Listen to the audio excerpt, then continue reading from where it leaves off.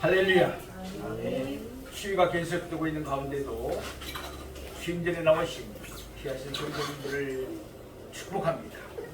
오늘은 마가복음 4장 21절에서 25절 말씀을 본문으로 자세를 강조하신 예수님 이란 제목으로 말씀의 은혜를 나누겠습니다. 매일 동안 추위가 맹위를 떨쳐서 사랑하시는 성도님들 수고가 많으셨습니다. 이제 이번 주에는 좀 날씨가 풀린다고 그러니까 연말 또 마무리를 더욱 알차게 잘 하시기를 원합니다.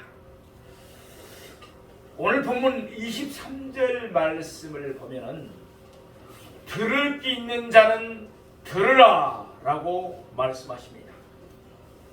또한 오늘 본문 24절 말씀을 보면 너희가 무엇을 듣는가 스스로 삼가라 라고 말씀합니다.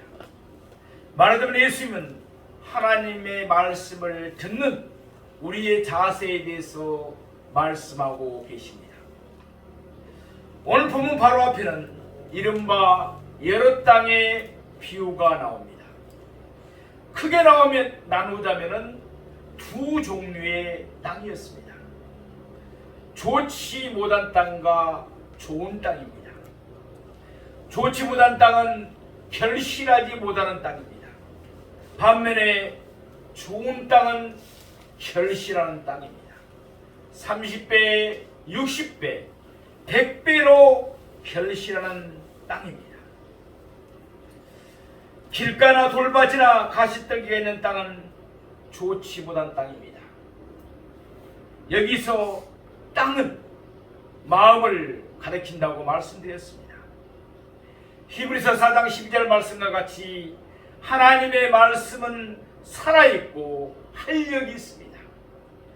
그럼에도 불구하고 사람에 따라서 하나님의 말씀이 결실하지 못하는 이유가 무엇일까요? 하나님의 말씀을 듣는 사람의 마음 자세에 달려있다는 것입니다. 씨에 문제가 있는 것이 아닙니다. 씨앗을 뿌리는 사람에게 문제가 있는 것도 아닙니다. 말씀을 듣는 그 사람의 마음에 문제가 있다는 것입니다. 그러면 좋은 땅과 같은 마음을 가진 사람은 어떻습니까? 누가복음 8장 15절 말씀과 같이 그는 차가고 좋은 마음으로 하나님의 말씀을 듣습니다. 그는 말씀을 지킵니다. 또한 말씀 때문에 시련이 와도 인내하고 참습니다. 그 결과 그는 30배, 60배, 100배의 결실을 맺는 줄로 믿습니다. 갓난아이들은 본능적으로 젖을 사모합니다. 마찬가지로 베드로전서 2장 2절 말씀과 같이 하나님은 영적으로 거듭난 사람에게 말씀을 사모하는 마음을 주십니다. 여러분도 체험하셨겠지만 저도 이것을 체험했습니다. 예수를 믿고 하나님 성령에 사로잡히면 완전히 성경의 말씀처럼 더 좋은 말씀이 없습니다. 완전히 사모하게 됩니다. 아침부터 저녁까지 성경 말씀만 들으면 행복합니다. 보면은 행복합니다. 그러므로 거듭난 사람과 거듭나지 못한 사람 사이에는 말씀을 듣는 자세의 차이가 있습니다. 요한복음 10장에서 예수님은 말씀하시기를 양은 목자의 음성을 안다고 했습니다. 양은 목자의 음성을 듣고서 목자를 따라갑니다. 그러나 양은 타인의 음성을 알지를 못합니다. 그러므로 양이 타인의 음성을 들으면 양은 타인을 따르지 않고 도리어 도망쳐 버립니다. 마찬가지로 참된 그리스도인은 예수님의 음성을 압니다. 그래서 구원받은 성도는 언제나 예수님의 말씀을 사모하며 예수님의 말씀을 기쁨으로 듣습니다. 그러나 거듭나지 못한 사람은 그저 세상의 허탈한 이야기에 귀 기울이기를 좋아합니다. 하나님의 말씀보다는 TV 방송국의 연속곡 듣기를 더 좋아하고 그렇습니다. 또 세상의 허탄한 이야기들에게 귀를 기울입니다. 그러면 이제 오늘 본문의 말씀을 세 대지로 나누어서 자세히 상고하면서 은혜 받기로 합니다. 오늘 본문의 말씀을 통해서 우리가 어떤 자세로 하나님의 말씀을 들어야 하는가를 밝히 깨닫기로 합니다.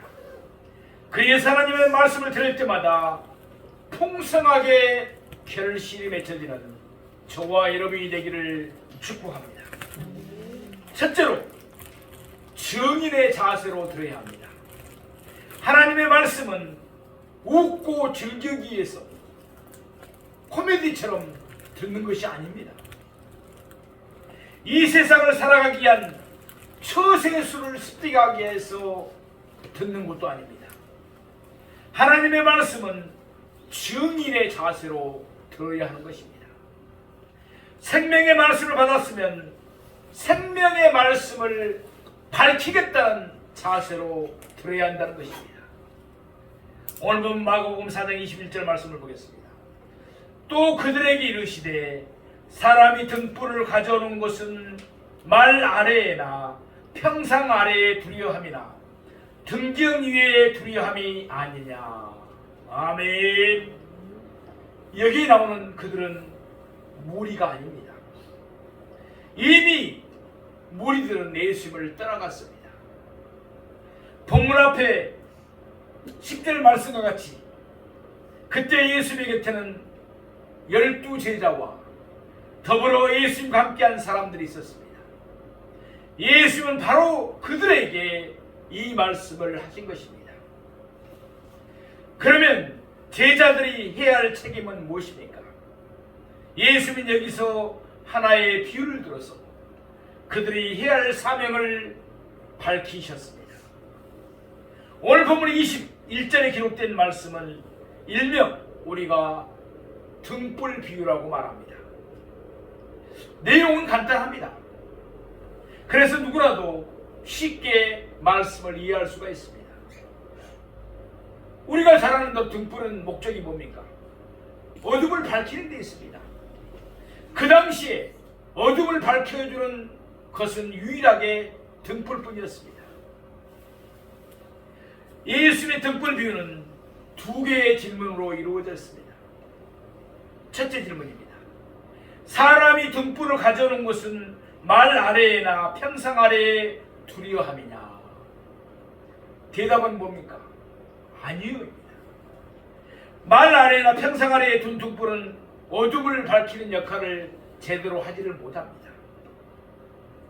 여기서 말이라 하면 호수, 뛰어다니는 말이 아닙니다. 곡식을 담거나 혹은 곡식을 댈 때 사용하는 용기를 가리킵니다. 한 대 또는 한 말이라고 할 때 그 말을 말합니다. 같은 내용을 담고 있는 누가복음 8장 16절 말씀을 보면은 말 아래에 둔다라는 말씀을 그릇으로 덮는다 라고 표현하고 있습니다. 저녁이 되면 집안이 어둡습니다. 그러면 집안을 밝히기 위해서 등불을 우리가 켭니다. 그런데 만일 그 등불을 말 아래에 두면 어떻게 되겠습니까?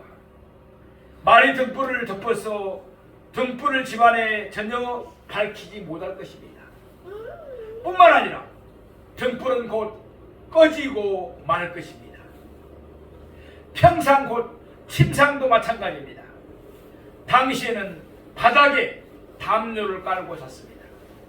그리고 일어나면 담요를 둘둘 말아서 한쪽에 치워놓았습니다.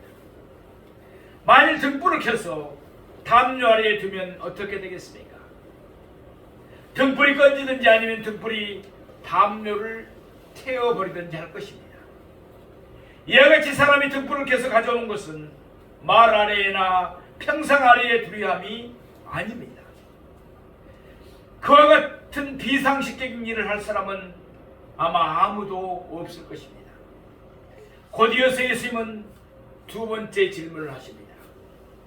등경 위에 두려함이 아니냐? 아멘. 대답은 뭡니까? 예, 그렇습니다. 여기에 나오는 등경은 등불을 올려놓는 받침대를 말합니다. 사람이 등불을 켜서 가져오는 목적은 집안의 어둠을 밝히기 위함입니다. 그렇다면 등불은 당연히 등경 위에 올려놓아야만 합니다. 그래야 온 집안이 환하게 밝혀지기 때문에 그렇습니다. 여러 땅의 비유에서 신은 말씀을 뜻한다고 말씀드렸습니다. 등불 비유에서 등불도 역시 무엇을 뜻할까요? 말씀을 뜻합니다. 하나님의 말씀도 전해져야 한다는 것입니다. 신은 뿌려져야 합니다. 등불은 빛을 내야 합니다. 이 두 가지의 공통점은 뭡니까? 하나님의 말씀은 전해져야 된다. 전파되어야 한다는 말씀입니다. 제자들에게는 들을 귀가 있었습니다. 우리 모두에게도 들을 귀가 있는 줄로 믿습니다. 그러기에 그들은 이것을 충분하게 깨달을 수가 있었습니다. 씨가 밭에 뿌려지는 것처럼 복음은 세상에 전해져야 합니다. 등불이 빛을 내는 것처럼 우리는 생명의 말씀을 밝혀야 합니다. 따라서 하나님의 말씀을 들을 때는 언제나 우리가 증인의 자세로 들어야 하는 것입니다. 말씀을 듣는 것만으로 책임이 끝나지 않는다는 사실입니다. 거듭나지 못한 사람에게는 증인의 심정이 있을 리가 없습니다. 그들은 복음을 전하는 일에는 아무런 관심이 없습니다. 오히려 등불이 빛을 낼까봐 자기가 교회에 다니는 것을 남들이 알아챌까 봐서 그들은 등불을 말 아래나 평상 아래에 감추려고 합니다. 우리 교회는 그런 분이 한 사람도 없지만은 교회를 다니면서도 예수님을 믿으면서도 자기가 불이익을 당할까 봐서 그것을 밝히지 못하고 그런 사람들이 예상외로 너무나 많습니다. 하나님의 자녀이십니까? 말씀을 들을 때마다 증인의 자세로 들으십시다. 어두운 세상에서 자신을 빛으로 나타내십시다. 어그러지고 거스르는 세대 가운데서 생명의 말씀을 밝히십시다. 복음을 부끄러지 않은 사람이 바로 참된 제자인 줄로 믿습니다. 두 번째, 믿음의 자세로 들어야 합니다. 이 세상의 모든 일은 하나님의 섭리에 따라 이루어집니다. 하나님은 영원하시며 그 지혜가 무한하십니다. 우리가 기원 전 기원 후 예수님이 태어나는 것을 중심으로 한다는 사실을 잘 알고 있습니다. 유하는 사람의 죄로는 하나님의 말씀이 때로는 잘 이해가 안 될 때가 있습니다. 우리 적은 지식으로 성경 말씀이 때로는 잘 이해가 안 됩니다. 어떻게 처녀가 예수를 낳지? 오병의 기적이 어떻게 나타나지? 거듭나지 않고 성령 충만하지 않으면 성령 받지 않으면 그 말씀들이 잘 이해가 안 됩니다. 믿어지지가 않습니다. 그것은 너무나 당연합니다. 따라서 하나님의 말씀을 들을 때는 언제나 믿음의 자세로 들어야 합니다. 마가복음 4장 22절 말씀입니다. 드러내지 하지 않고는 숨긴 것이 없고 나타내려 하지 않고는 감추인 것이 없느니라. 여기서 예수님은 두 가지를 말씀하고 계십니다.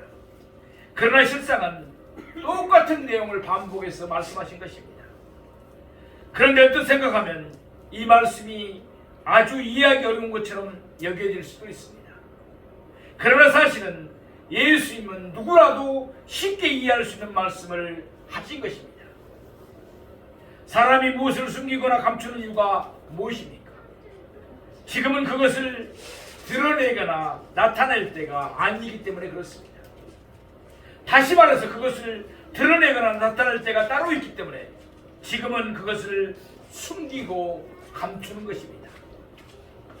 예컨대 우리가 자녀들에게 줄 생일 선물이나 명절 선물을 샀다고 생각해 봅시다.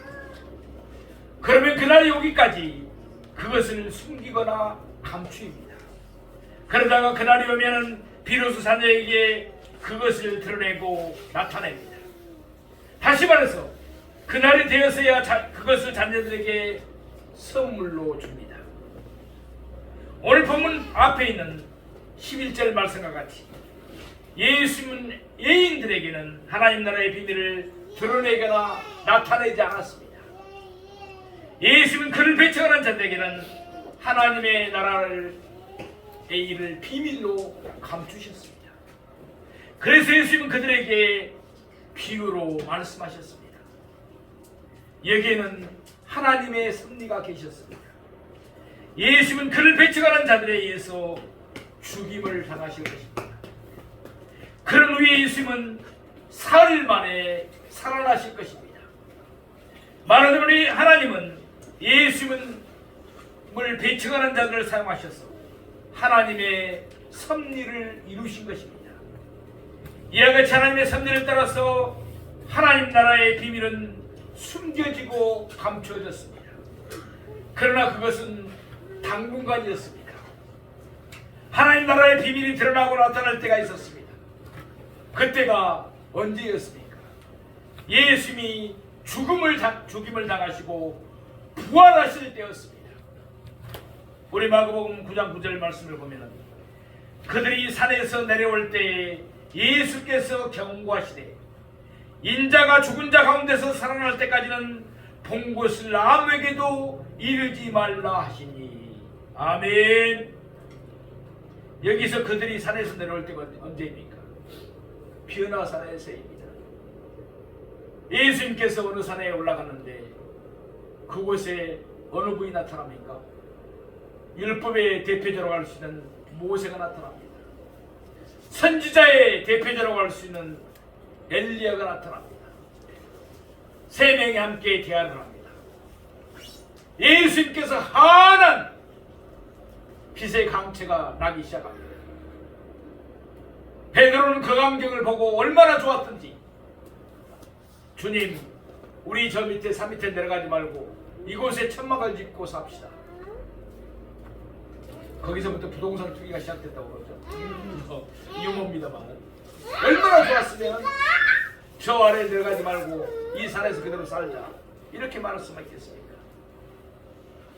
예수님의 세 제자 베드로와 야고보와 요한이 어떤 산에서 예수님께서 영광스러운 모습으로 표현하는 것을 그때 보았던 것입니다. 그러나 예수님은 그들이 본 것을 아무에게도 이르지 말라고 했습니다. 언제까지였습니까? 예수님이 죽은 자 가운데서 살아나실 때까지였습니다. 말하자면 예수님의 십자가와 부활이 있을 때까지 예수님의 제자들은 그들이 듣고 본 것을 숨기고 감추어야 했습니다. 그러나 예수님이 십자가와 부활이 있고 난 후에 완전히 달라졌습니다. 그때부터는 그들이 보고 들은 것을 나타내야만 했습니다. 물론 예수님의 십자가와 부활이 있기 전에도 예수님의 제자들은 예수님이 그리스도이시니 하나님의 아들이심을 증언할 수 있었습니다. 그러나 아직은 예수님의 대속의 죽음을 당하시고 그 위에 사망의 권세를 이기시고 다시 살아나기 이전이었습니다. 따라서 그들의 증언은 안전할 수가 없었습니다. 게다가 그들은 충분하게 훈련되지도 않았습니다. 그러나 예수님이 죽은 자 가운데서 살아나시고 난 후에는 완전히 달라졌습니다. 이제는 그들이 증언한 내용은 안전해졌습니다. 그리고 이제는 충분하게 그들은 훈련도 받았습니다.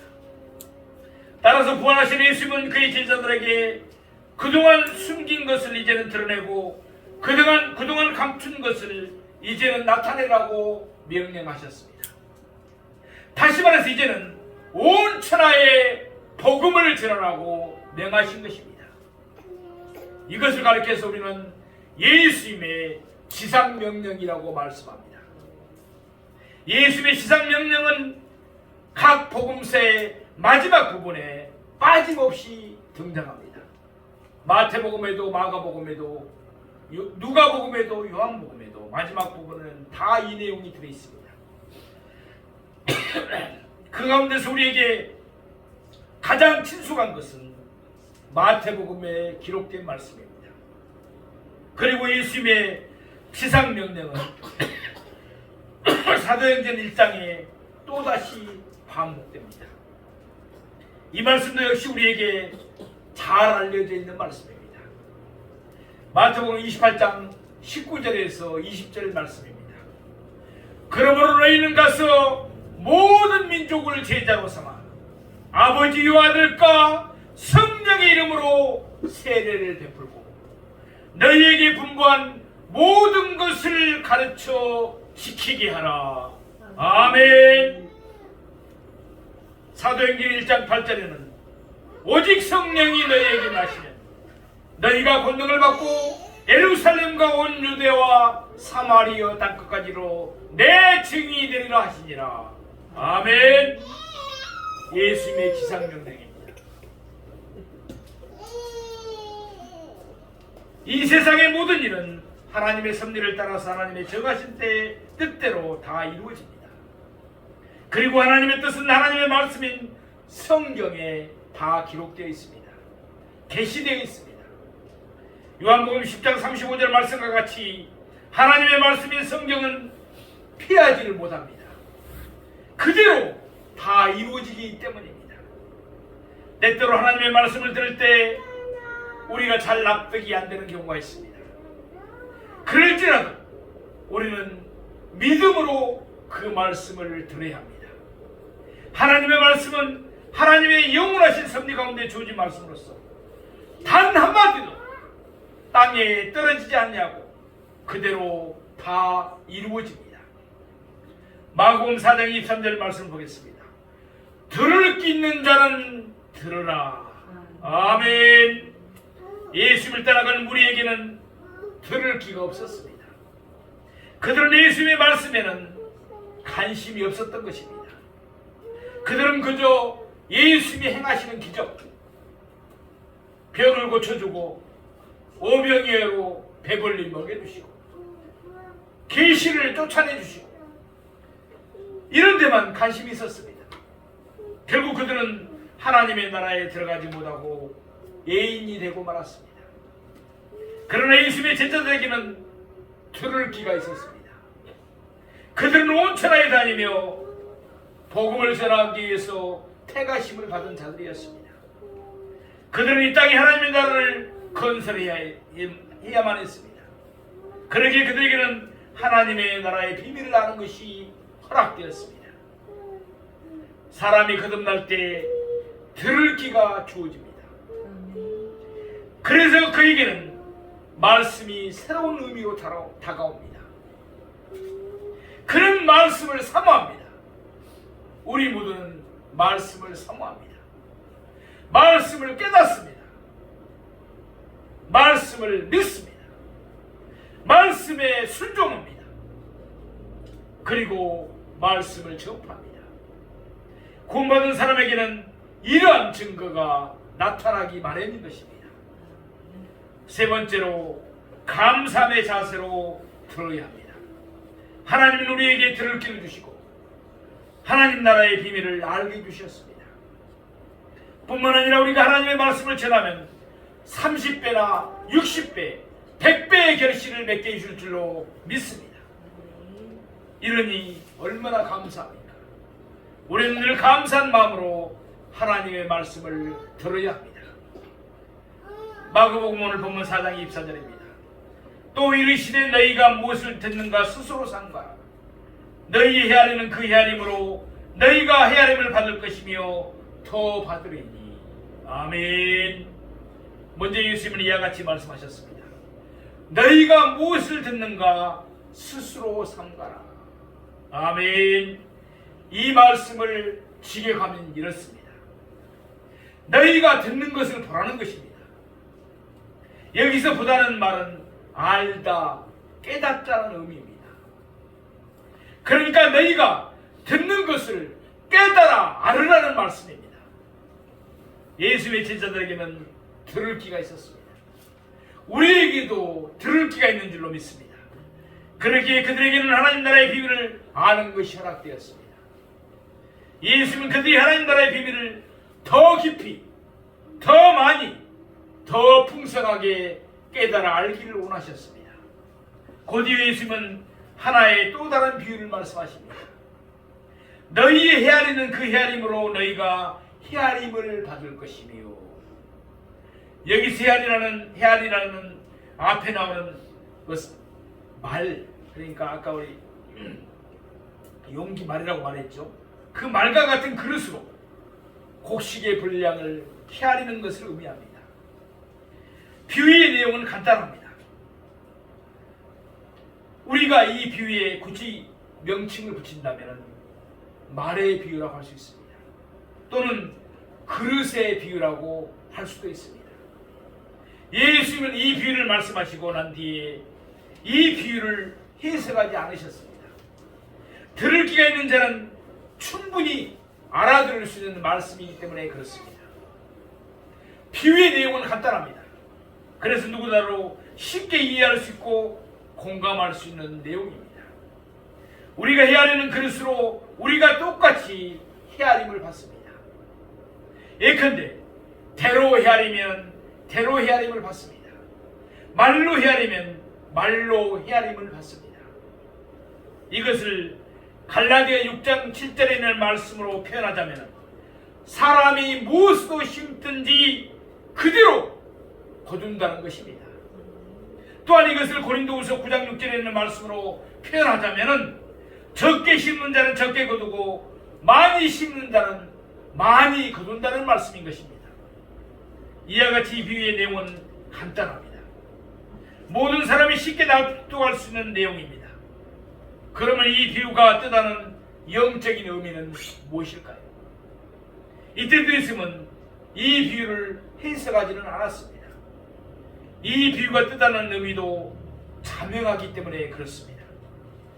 씨를 뿌리는 만큼 결실을 합니다. 따라서 많은 씨를 뿌리면 그만큼 더 많은 결실을 할 수가 있습니다. 오늘 본문 24절 끝부분을 보면 더 받으리니 라고 말씀합니다. 뿌리는 것에 30배, 60배, 100배의 결실을 합니다. 하나님의 풍성한 복을 주님이 주시기 때문에 그렇습니다.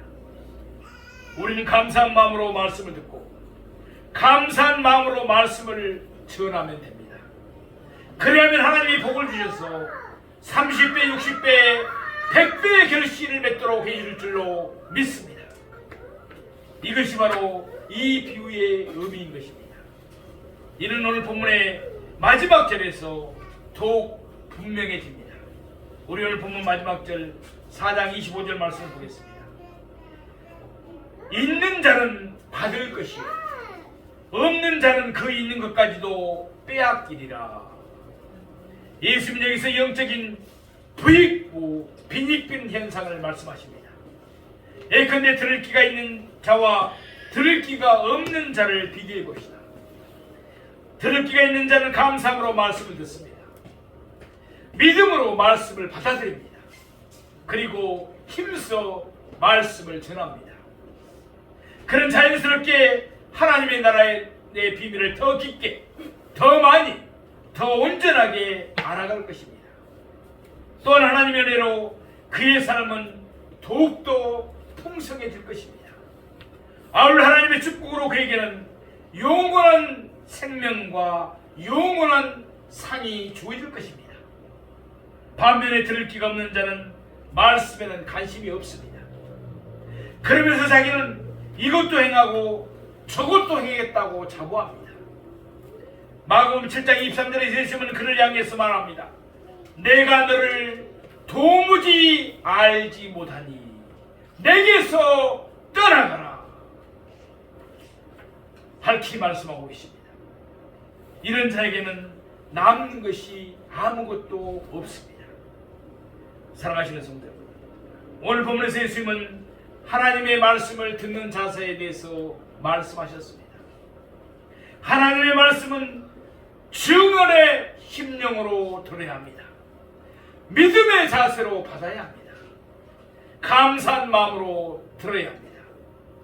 말씀을 듣는 자세가 잘못됐다면 이 시간 바르게 고쳐서 말씀을 바로 듣고 감사함으로 듣고 30배, 60배, 100배의 결실을 맺는 저와 여러분이 되시기를 주님의 이름으로 축원드립니다.